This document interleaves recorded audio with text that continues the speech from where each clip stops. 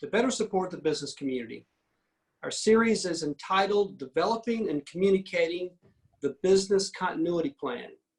I'd like to thank each of you for joining us this morning in our live session. My name is Bo Birch, and I will be your host and facilitator for today's segment. A couple of housekeeping items. Please make note of the chat box feature. Should you have specific questions for any of our speakers today, feel free to send your questions through the chat. We will also be sharing each of the speakers' email addresses, so you may reach out to them directly if you'd like. Also, our firm has a dedicated email established, so you may also forward any questions or suggestions about today's topic to workingremotely@humancs.com. That's workingremotely@humancs.com. On Thursday, April 16th, we are hosting another event. We'll talk about that at the end of the segment. We are very delighted to have back with us again our three attorneys from last week, Nicole Murphey, Brian Berhnardt, and John Burns. We'll be continuing on our conversation regarding the new employment and tax laws provisions that employers are sorting through, which began at last week's Zoom event. Our guest speakers are here and very prepared, very busy with sort of a fire hose of questions coming at them in the last week or two. So Nicole, Brian, and John, thank you for being with us, and I'll turn it over to you guys. Thank you, Bo. Yeah, I'm Nicole Murphey. I'm an employment attorney at the Forrest Firm in our Charlotte office. And as part of our intro too, I'll just let everyone know that we have, like you said, there's a lot of information available. We've been keeping up with this, and we're issuing some new information as we get it on our blog. So you can always go to forrestfirm.com. We have a COVID-19 resource page devoted to these materials. And also, of course, whenever you have lawyers on the line, we have to issue a legal disclaimer. So today we're intending this, of course, to be a summary overview. This isn't legal advice, and we're not creating an attorney-client relationship by this seminar. However, if any of the attendees have specific questions, anything, please contact us directly, reach out to us. We'd be more than happy to help. Thanks, Nicole. And I'm John Burns. I'm a litigator at Forrest Firm.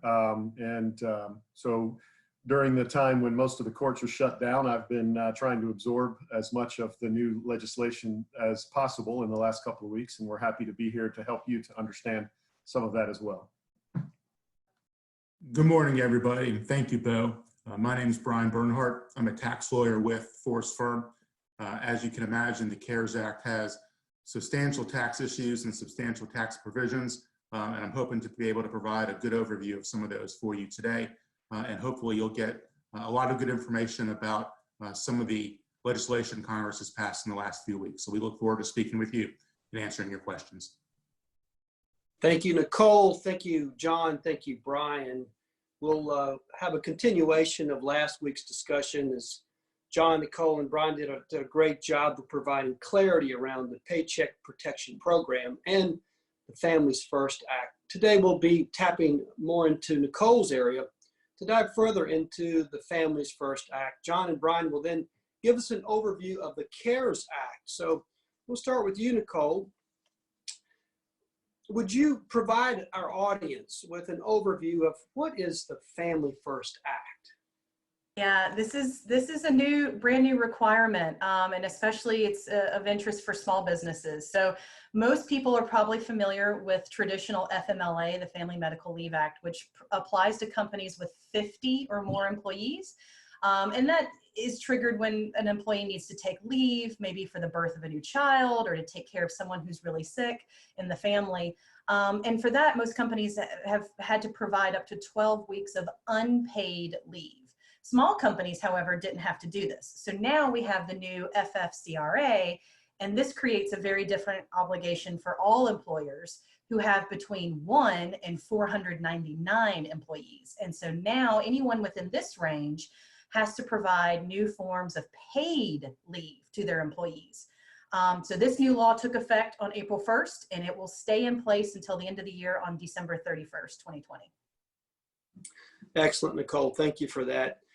Is all medical leave permitted under the Families First Act? No, yeah, good question, Bo. So no, it's not. It's really meant to concentrate on the COVID-19 pandemic that we're dealing with right now. So it's really looking at two things. One, COVID sickness due to COVID-19, either for yourself or someone that you're caring for. And then the other form of paid leave is going to be providing childcare for minors under the age of 18 because the daycares are closed or the schools are closed. So what we've done, and this is something I mentioned earlier, we've prepared a white paper because it is new to a lot of folks. And so, you know, how is this calculated and when is it triggered? So the overview basically is that the total leave period, we've got two types, and the total leave is a maximum of 12 weeks. So the first type is going to be sick leave. So that's where someone who gets sick with COVID-19, or you're caring for someone who's sick with the COVID-19 symptoms. For those folks, they're going to get 2 weeks of paid sick leave.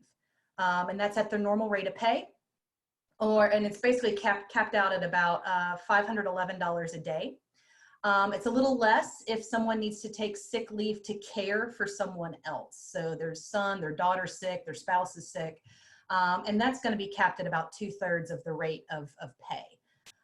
The other type of leave that we mentioned briefly is the child care leave.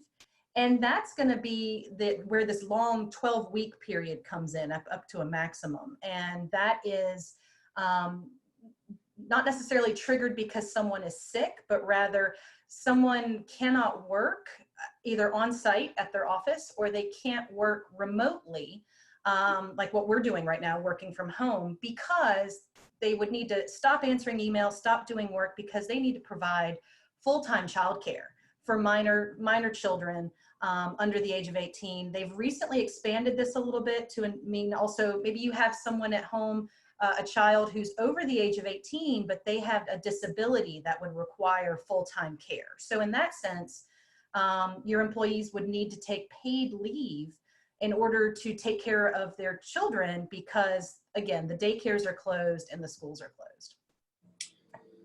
That's excellent. Lots of specificity, Nicole, to help employers navigate through this. Is there another situation, Nicole, when an employee who is not ill with the virus but could qualify for sick leave under the Families First Act? Yeah, no, that's a good point, Bo, because what we're seeing now is there's a lot of people are able to work from home. And so this also comes up, especially for our folks in North Carolina, because North Carolina issued a stay-at-home order. So a lot of us are doing just that. We're staying at home, and it could depend on if your company is not an essential business. So for example, let's say we have an office manager who's able to telework from home and follow the stay-at-home order. So as long as she's able to work remotely, she's not triggering the paid sick leave requirement under the FFCRA because she's still working and everything's fine. Now, if there's, for example, a power outage or the internet goes out and there's some other extenuating circumstances that would prevent this employee from working remotely, and she can't leave her home to go complete her tasks at the office because of the stay-at-home order, then we're seeing now that this could actually trigger paid sick leave under the new rule, but it would only be for the duration of like the power outage or for the duration of the internet being out. So there's a lot of interesting distinctions that are coming up now. Interesting. So, yeah. Thank you for that, Nicole. So what advice do you have for companies to plan to budget for the cost of this paid leave? Yeah, absolutely. So again, since this is a new requirement for small companies, one of the first things we would advise is to see if you are eligible for an exemption to this new rule. So for those companies who have fewer than 50 employees, you may be able to qualify for an exemption if compliance with these new paid leave laws would jeopardize the financial viability of your company. So that's option one. If you're a smaller company, maybe you can just get out of it completely. If not, and you have to comply, so then the rule of thumb is for sick leave, you should count all of your active full-time and part-time employees who are able to perform work for the company. So either they're on site or they're working from home. You should assume the daily maximum for sick leave, which is $5,110 for each employee if they needed to take a sick leave for themselves. For the other part of the leave, for the child care leave, you should count all of your full-time and part-time employees who have children under the age of 18. So look at that pool of people and then determine how many of them would likely need to take leave and not even work from home in order to dedicate their day to provide child care. So you should calculate 10 weeks of leave depending on their full-time or part-time status for those folks as a general budgeting rule. Mm-hmm. Great. Let's direct the next question. Thank you, Nicole. My pleasure. Thanks, Bo. Excellent body of knowledge. Brian, are employers entitled to any relief for payment of sick leave and family leave wages under the Families First Act? Great question, Bo. And the answer is yes. And that's something that's going to also help employers when they're trying to budget in the way that Nicole just suggested. The Families First Act provides businesses with payroll tax credits to cover the cost of providing employees with this required paid sick leave and the expanded paid family leave. Essentially, the amount of the credit is going to be the same amount of the leave wages that you're giving to your employees. As Nicole mentioned, the statute's effective April 1st, and that's the period when these payroll credits start as well. So the payroll credits you're entitled to will relate to the wages that you're paying for the leave from April 1st through the end of the year. There's two ways to claim this credit. The first is when you file your quarterly employment tax returns, the Form 941. The second quarter one is due July 15th, and then third and fourth quarters are after that. You can claim the credit on those 941 returns. Alternatively, if you need the money more quickly, you can also reduce your federal employment tax deposits when they're due. If you're on a weekly, bi-weekly, monthly schedule, whatever your schedule is, you can reduce your credits. Importantly, you need to make sure you're estimating it correctly, as Nicole suggested, because what you don't want to do is overestimate the credits and then underpay your employment taxes. And the one last thing about these credits, they're refundable. So if the credit you're entitled to is more than the employment tax that you owe, you're going to not only get the employment tax credited, but you're going to get a refund back of the credit as well. That's very helpful, Brian. Thank you. So, John, this question probably would be for you. It sounds like employers may be required to pay more leave dollars now than in the pre-coronavirus days. Are there government grants that may help support the employers? There are, Bo, and thanks for asking me. The CARES Act was the big 900-page bill that passed right at the end of March that introduced the Paycheck Protection Loan Program, which you may have heard about and that we talked about last week, as well as a number of other potential low-interest loan programs for slightly larger businesses that have not quite yet rolled out, but will in the near future. These small business loans in the Paycheck Protection Program are designed to convert to grants and be forgiven to some extent. And they need to be carefully coordinated with those leave rights that Brian and Nicole just spoke about, because not all of the tax credits can be claimed on the amount that you wish to have forgiven. And I think Brian is going to cover a great deal of that in the next few questions. Mm-hmm. So you mentioned, John, the loan may convert into a grant. What can you tell us about that? Well, the Paycheck Protection Program it provides small business administration loans that may, under certain circumstances, convert into grants and be forgiven. The maximum amount of a loan under that program is 2.5 times your average monthly payroll for the prior year. And so you basically take your payroll for the prior year, you divide it by 12, and then multiply that 1 month number times 2.5. That is the maximum loan for most of the entities that will be seeking paycheck protection loans. There's some other provisions. So in the event of an emergency, what's called an emergency loan, an EIDL loan, you can roll that into your total PPL loan. But that would be a limited circumstance. This loan can then be used to pay payroll, utilities, and rent or mortgage interest for an 8-week period after the loan is received. And then there's a potential that it be converted to a grant. Okay. Thank you, John. Very helpful.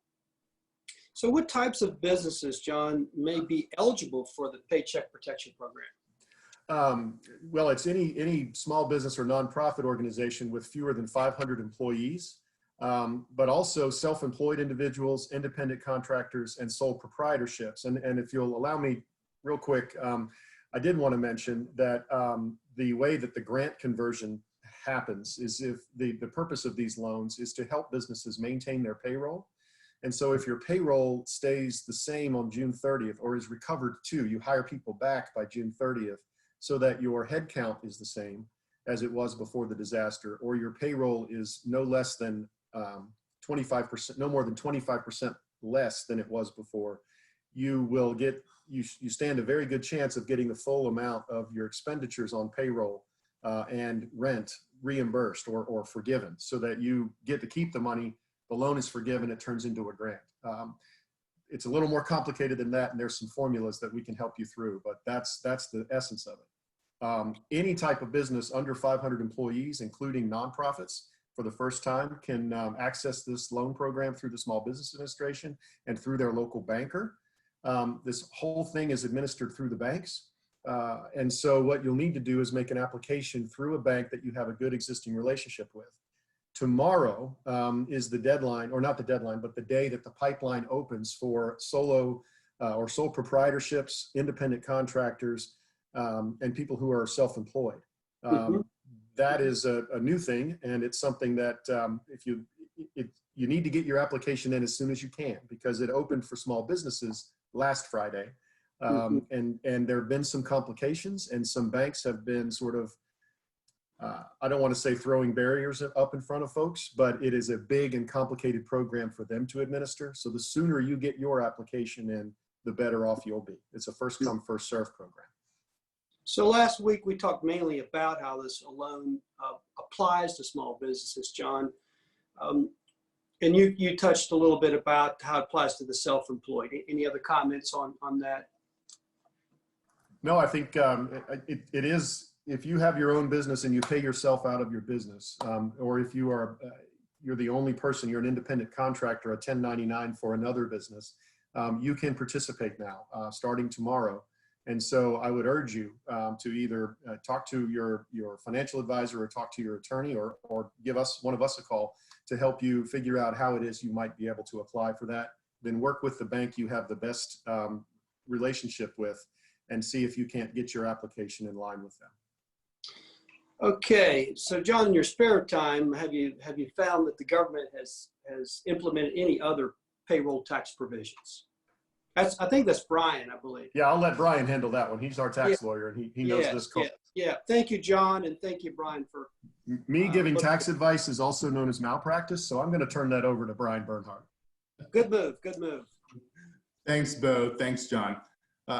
There are really two important payroll tax provisions that employers should know about. The first is what's called the 50% employee retention payroll tax credit. This is a refundable payroll tax credit for certain types of employers, two types of employers specifically. The first are employers whose business has been fully or partially suspended due to a government order. You might think of hair salons, you might think of gyms. These are folks that almost all government orders, and certainly the ones in North Carolina, have just been shut down completely, and they're closed. The second type of employer who is eligible for this type of payroll tax credit are employers whose gross receipts have declined more than 50% when you compare their revenue, their gross receipts, to the same quarter of last year. The credit that you're going to get is 50% of certain types of wages paid from March 13th of this year through the end of the year. So you'll take those credits again on your payroll tax returns, the 941s that you file quarterly. And again, you can also decrease the deposits that you make. You want to make sure, though, that you're not also taking the payroll tax credits under the Family First Act. You can't take both of these credits at the same time. Otherwise, you'll be doing the double dipping that the government's trying to avoid employers doing. So that's the first payroll tax provision that I wanted to mention.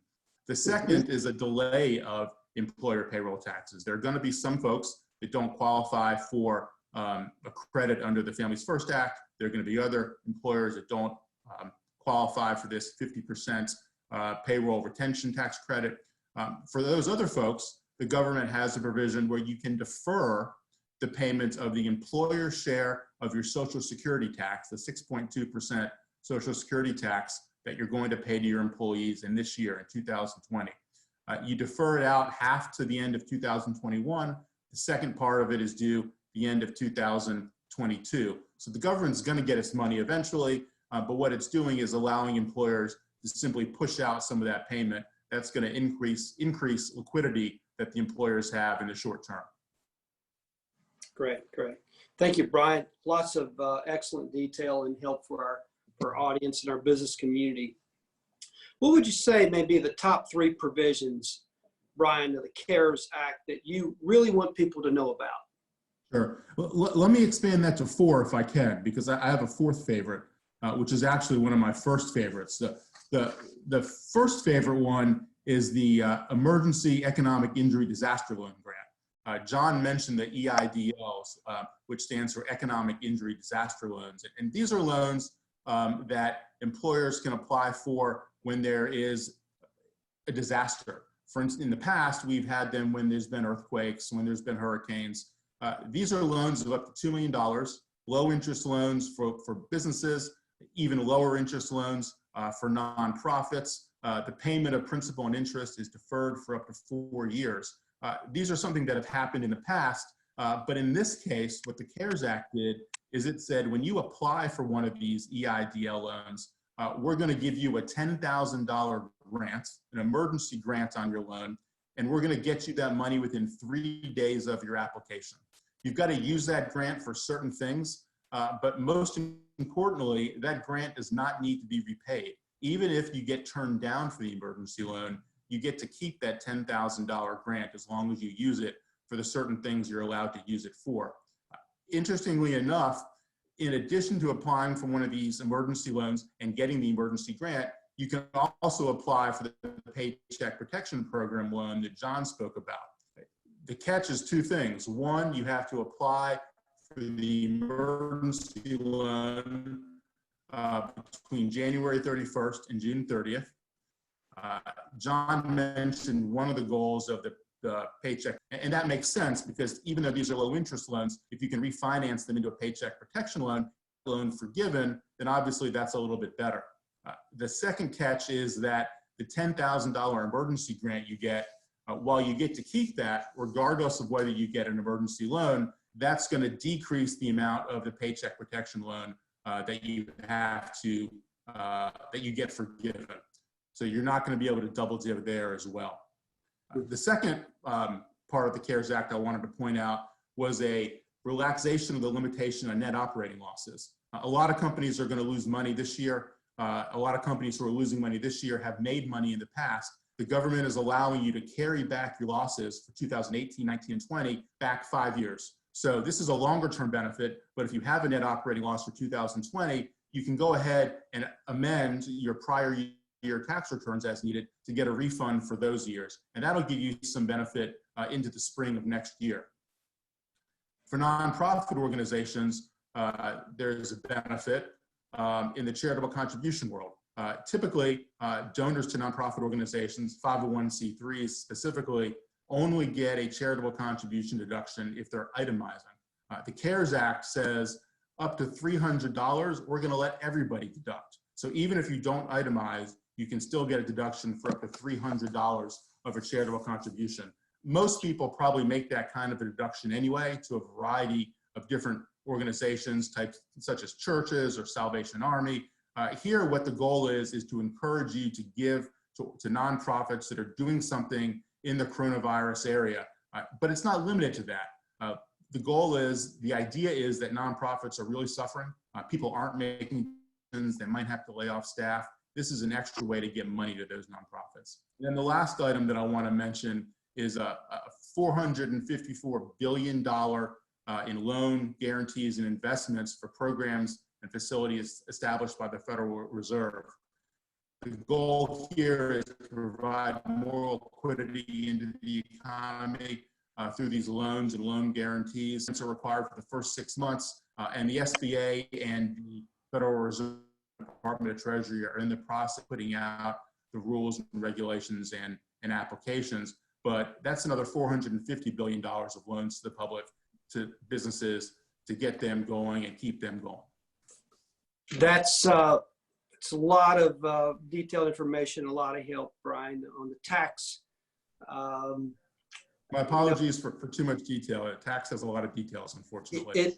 It does, and we have CFOs in the community and CPAs that are working around the clock like you guys to be a support to their businesses and their customers. Okay, that takes us through our questions. I think we could take a look at some chat items. Perhaps I'll turn it over to you guys. Well, we don't have a lot that has come in on the chat this time. Last time, if you watch the replay from last week, you'll see that we were answering quite a number of sort of specific questions at the end. What we'd like to do, because specific questions are hard to answer in a format like this and still comply with our obligations, ethical obligations. If you've got specific questions about your particular business or about any of the things that you heard us talk about today, we would urge you and love to have you contact us at the contact information that's going to be posted. But also, we certainly don't want to interfere with you and your relationship with your own tax advisors, your own legal advisors. These are complicated questions, and we are happy to help, but urge you, if you've got an issue, rather than sort of taking a flyer at trying to answer it before you either claim the credits or make your loan application, that you do talk to somebody to help you straighten it out and make sure that you have a full understanding. I see that we have one question: what documents or other information do I need to provide for my loan application? Assuming that's a Paycheck Protection Act or Paycheck Protection loan, each bank will have a list of required documents. Last week when we talked about this, we were sort of forecasting what we thought banks might require. Now it's pretty clear that the banks, as part of their application process, are telling their customers, please provide the following documents.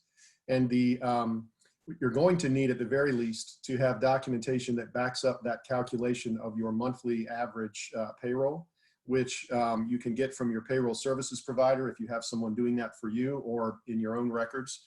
Just be able to justify how you calculated that payroll costs.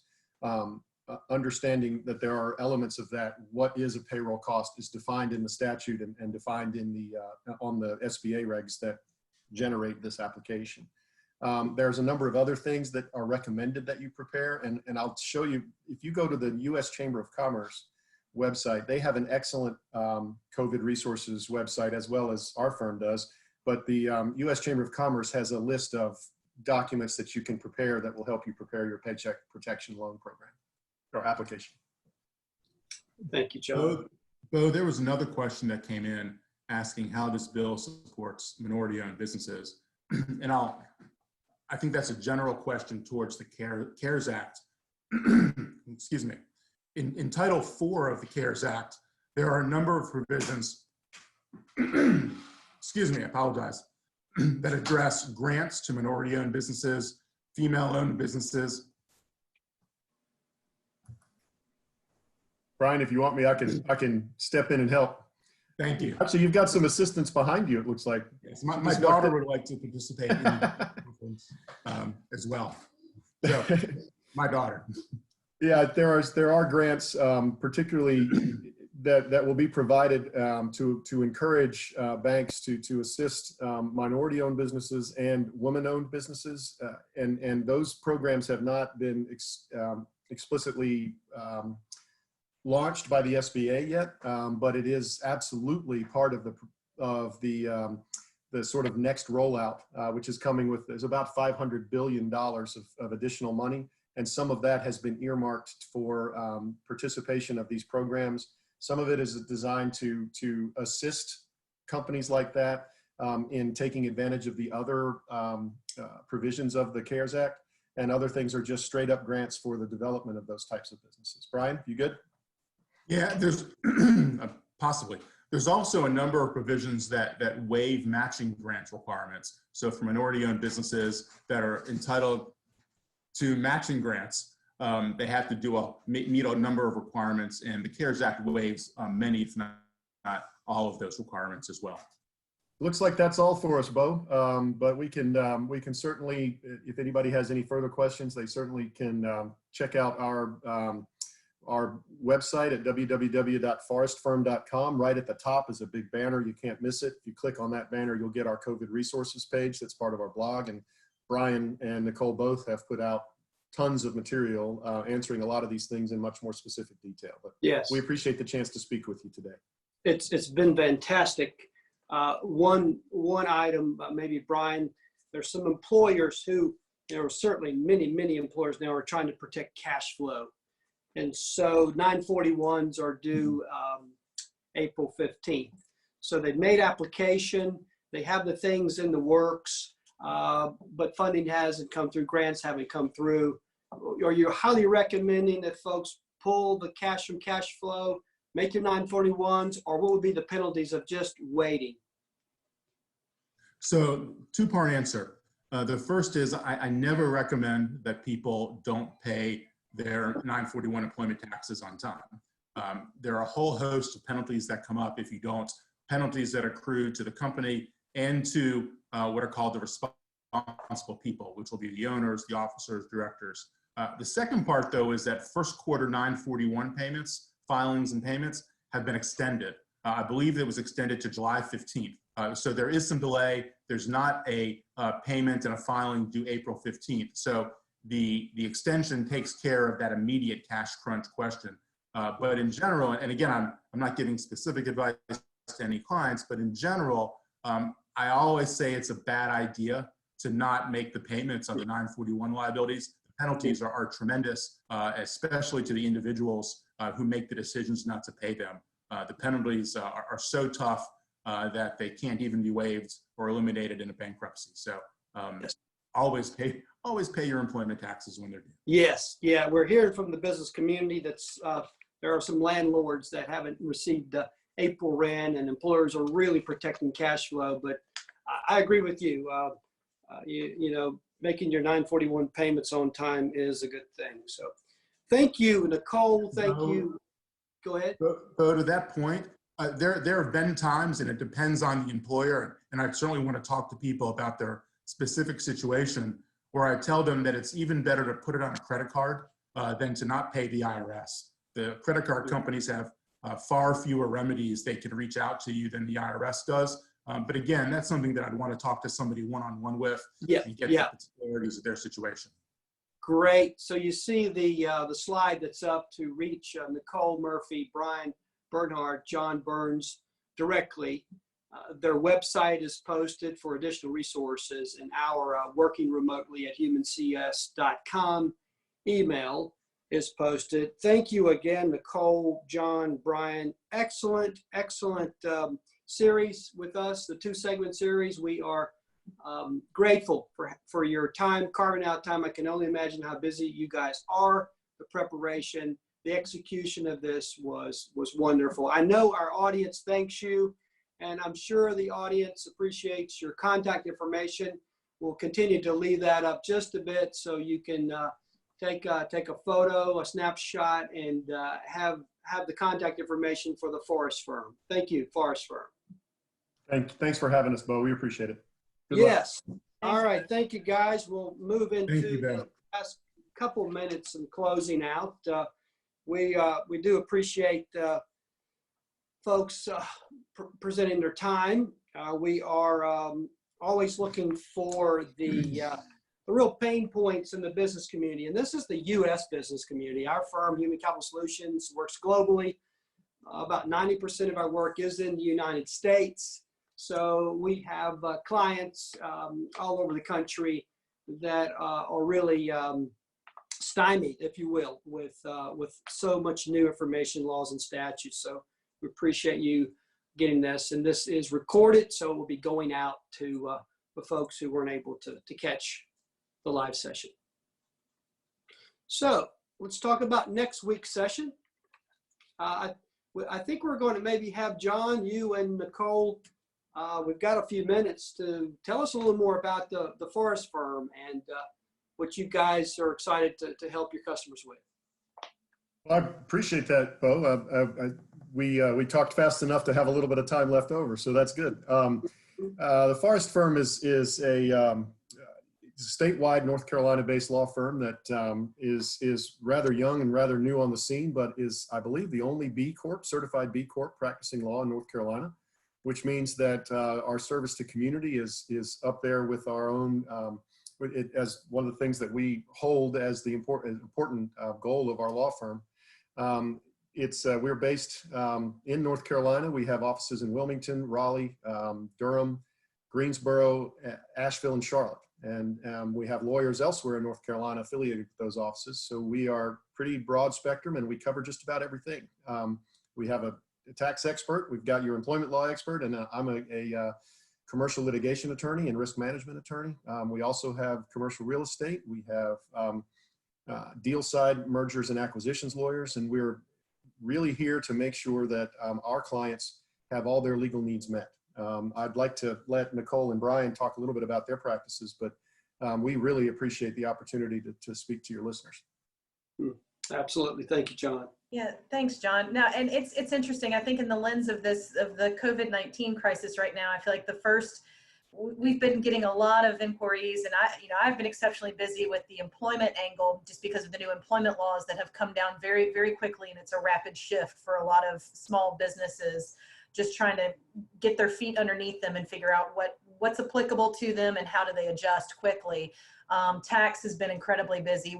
We're anticipating as well as the next waves of people are figuring out how to deal with the crisis and then continue business going forward. We're anticipating a lot of issues with insurance, a lot of issues with contracts, things like that, contracts like, we've all heard of maybe a force majeure or an act of God issue. And I know John's written a lot about this as well. And so it's interesting to see how everyone's business and lives have been shaped through the lens of this crisis right now. And so there's different applications. I know our real estate practice has been busy. Like, I think, we've all read the stories right now about landlords and tenants and who's paying rent and not able to pay rent. And so I think there's lots of ripples that are going through our business communities right now. So it's interesting to see. I agree, Nicole. I think that everybody has kind of hit a pause button in many ways. There's a whole lot going on, and we're trying desperately to figure out these new laws and this new reality we're in. But a lot of things have sort of been put on hold. And what's going to happen for a lot of us and a lot of your listeners and viewers is that eventually there's going to be some return to at least some new normal. And that's going to include, unfortunately, a lot of bankruptcy filings, and a lot of information for creditors who need to collect on things like rent or things like loans that have expired. These are issues that have been sort of put on temporary hold because a lot of the courts are closed or a lot of people are just waiting to see. So I think that there will be a wave of need for these types of legal advice as we start to figure out what our new normal is going to look like. And my practice is really three-pronged. The tax aspect of it is not only advising clients and folks, business owners who have questions about new laws like the CARES Act, like the FFCRA, Families First Act, the tax provisions, and whatever the new act that's going to be coming out in the next couple of months. The House is already trying to work on something. The Senate's already trying to work on something. So I do some advising in that area. I spend a lot of my time actually fighting the IRS and the Department of Justice on behalf of businesses and business owners. I think one of the things that we are going to see in the coming years is that all this money that the government has given out, it's going to have to collect it somehow from people. It's going to have to get that money back or some part of it back. And whether that's auditing businesses for some of the issues that are raised in the CARES Act, going back and looking at whether losses and deductions were properly taken, looking at partnerships and whether they're properly doing things. There's going to be a lot of tax controversies and a lot of tax litigation over the course of the next 3 to 5 years. And I spend a lot of my time doing that. I spend a lot of my time also advising nonprofit organizations. Generically, it's from people who say, so I want to start my own nonprofit organization, all the way up to representing larger nonprofits, giving them somewhat of an outside general counsel advisory role. In that role, I've given a lot of advice to nonprofit organizations in the last couple of weeks about the CARES Act and how these provisions can impact them. As I mentioned during my presentation, a lot of nonprofits are having trouble. Donors are drying up, programs are getting canceled, fundraisers especially. Spring fundraisers from almost all your big nonprofit organizations were canceled unless they were fortunate enough to do it prior to the state shutdowns that have happened. And they're trying to figure out, and they're really struggling with, what do we do with employees who we don't want to go out and have them start soliciting people. It's kind of untoward to do that when so many people are out of work. How do we deal with our payroll? How do we deal with our programs? And I'm providing a lot of advice in that area. And then the third area that I've spent a number of years working on is what's generically called creditors' rights and what's more colloquially called collections work. I do a lot of litigation representing creditors trying to collect money from debtors. John mentioned just a couple minutes ago that what we think we're going to see in the forthcoming months and years are a lot of creditors trying to get money from people that didn't pay them during this time period because of their lack of revenue, because of their lack of resources, rent not being paid, other sorts of things. And I've spent a number of years working with creditors trying to collect money from debtors. Right now, it's particularly tough because creditors oftentimes need that money. We're talking sometimes huge multinational credit card companies, but we're also talking about smaller property management companies that aren't getting rent in, and they need that money because they've got their own debts to pay to other parties, and they're trying to work with their debtors. Sometimes they want to file a lawsuit, sometimes they want to try to work something out. They just need money coming in the door. So I help them try to do that now, and ultimately, if it has to go to litigation, I can help them do that. But right now, I think, like John and Nicole said, we're spending a fair amount of our time, if not most or all of it, working with these new laws and providing advice to clients on the best ways to take advantage of them. Thank you. Thank you, Brian. Thank you, Nicole and John. Excellent work today.